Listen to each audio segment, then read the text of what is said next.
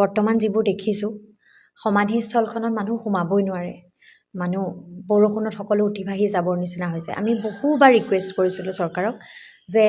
জুবিনদাৰ সমাধিখন বাৰিষা আহিবৰ হ'ল নিৰ্বাচন আহিলে কামবোৰ নহ'ব তাৰ আগতে সমাধিখনক অন্তত বৰষুণৰ পৰা পৰিত্ৰাণ পাবৰ বাবে মানুহ যাব পৰা যিটো ব্যৱস্থা সেইটো অন্তত কৰি থ'ব লাগে বাকীখিনি সৌন্দৰ্য বৰ্ধনৰ কাম সুন্দৰকৈ বনোৱাৰ কাম পৰিকল্পনাবোৰ পিছতো চলিব পাৰে কিন্তু অন্তত সেই ক্ষেত্ৰখনৰ যি মৰ্যাদা সেই ক্ষেত্ৰখন যি আচলতে আমাৰ বাবে যিমান আপোন সেই মৰ্যাদাটো ৰক্ষা হ'ব পৰাকৈ তাক ভেটিটো অন্তত সবল কৰি থ'ব লাগে সেয়া নকৰিলে আজি সেইটো সময়ত যোৰহাটবাসী ৰাইজৰ বহু ডাঙৰ আৱেগ আছিল যে আমাৰ যিমানেই নহওক জুবিনদাৰ বাবে আচলতে জন্মস্থানৰ ৰাইজে কৈছিল যে জুবিনদাৰ আমাৰ ঠাইলৈ আহিব লাগে তেখেতৰ শেষ শৰীৰ আমাৰ ওচৰত আহিব লাগে কিন্তু সেই সময়ত প্ৰতিশ্ৰুতি দিয়া হ'ল যে যোৰহাটত এখন সমাধিস্থল হ'ব সেই সমাধিস্থলখনৰ কথা এতিয়া শুনিবলৈকে নাই সমষ্টিয়ে প্ৰতিমূৰ্তি নিৰ্মাণ কৰিব বুলি ক'লে সেই প্ৰতিমূৰ্তিৰ বাবে আচলতে বিভিন্ন জনপ্ৰতিনিধিয়ে গৈ জেগাও পৰিদৰ্শন কৰিলে ক'ত হ'ব কি হ'ব আলাপ আলোচনা চলিল কিন্তু কোনো এটা ক্ষেত্ৰতে আমি তেনেধৰণৰ কোনো কাৰ্যসূচী চৰকাৰীভাৱে লোৱা নেদেখিলোঁ আজি যোৰহাটবাসী ৰাইজক যিটো প্ৰতিশ্ৰুতি দিয়া হৈছিল যে সমাধিস্থল এখন ইয়াত নিৰ্মাণ কৰা হ'ব সকলো ৰাইজে আচলতে গুৱাহাটীত যিদৰে যাব পাৰিব ইয়াতো যাব পাৰিব এনে এটা অনুভৱেই আমি কৰিছিলোঁ এনে এটা সপোনেই আমাক দেখুওৱা হৈছিল কিন্তু এই ৰাইজক সম্পূৰ্ণ মিছাকৈ কোৱাৰ দৰেই অনুভৱ হ'ল এতিয়া যিটো দেখিছোঁ যে ৰাইজক সেয়াও সম্পূৰ্ণ এক মিছা প্ৰতিশ্ৰুতি আছিল আজি আমি আশা কৰিছিলোঁ জুবিনদাৰ বাবে আচলতে অতি সোনকালে সিদ্ধান্তবোৰ লোৱা হ'ব ফাষ্ট ট্ৰেক কোৰ্ট এই মুহূৰ্তত নিৰ্বাচনৰ আগে গঠন কৰা হ'ল আগতে গঠন কৰা নহ'ল SITয়ে নিজৰ কামখিনি ভালদৰে কৰিব আজি ছিংগাপুৰলৈ গৈ সকলোখিনিৰ আচলতে ইনভেষ্টিগেশ্যন কৰিব বুলি আমি আশা কৰিছিলোঁ কিন্তু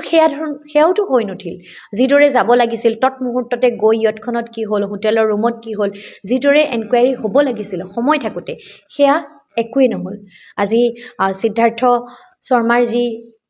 পানীৰ ৱাটাৰৰ বটলৰ কোম্পানী সেই কোম্পানী দুখন চৰকাৰে আচলতে কোৰ্টে মুকলি কৰি দিলে কিয় মুকলি কৰি দিলে আজি শ্যামকানু মহন্তৰ বেংক একাউণ্ট চিল হোৱা বেংক একাউণ্ট খুলি দিব লগা হ'ল কোৰ্টৰ অৰ্ডাৰত কিয় দিব লগা হ'ল কাৰণ ইনভেষ্টিগেশ্যনত ৰুলছ ভাইলেট কৰি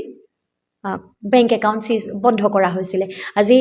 সিদ্ধাৰ্থ শৰ্মাৰ ৱাটাৰৰ কোম্পানীটো কিয় খুলি দিলে কাৰণ চাৰ্জশ্বিটত আচলতে জুবিনদাৰ টকা সৰকাই তেওঁ যি কোম্পানী খুলিছে বুলি কৈছিলে সেইবোৰক লৈ তথ্য ভালদৰে যুগুত কৰা হোৱা নাছিলে কোৰ্ট নিৰ্ভৰ কৰে তথ্য প্ৰমাণৰ ভিত্তিত চাৰ্জশ্বিটৰ ওপৰত যদি চাৰ্জশ্বিটখনতে হাজাৰটা সুৰুঙা থাকি যায় তেতিয়াহ'লে সেই হাজাৰটা সুৰুঙাৰে যিদৰে আচলতে পানীৰ কোম্পানীটো খোল খাই গ'ল যিদৰে বেংক একাউণ্ট খুলি গ'ল সেইদৰে কাইলৈ হয়তো কোনোবা সুৰুঙাই দি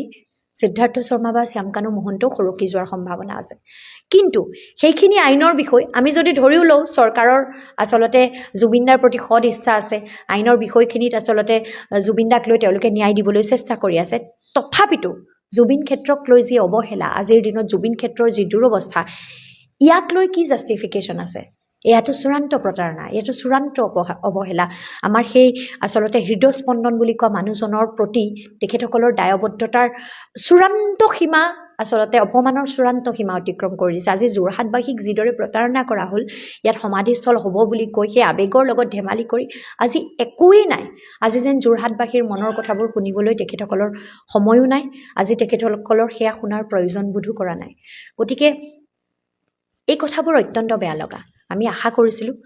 প্ৰত্যেকখন জিলাত জুবিনদাৰ প্ৰতিমূৰ্তি স্থাপন হওক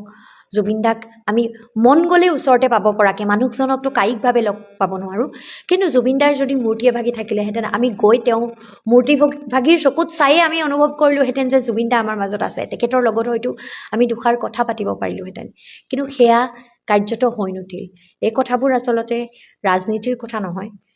ৰাজনীতিৰ ঊৰ্ধত সকলো প্ৰতিজন মানুহৰ মনৰ কথা জুবিনদাক ভালপোৱা প্ৰতিগৰাকী অনুৰাগীৰ এয়া আচলতে আজিৰ দিনটোত আটাইতকৈ দুখ লগা কথা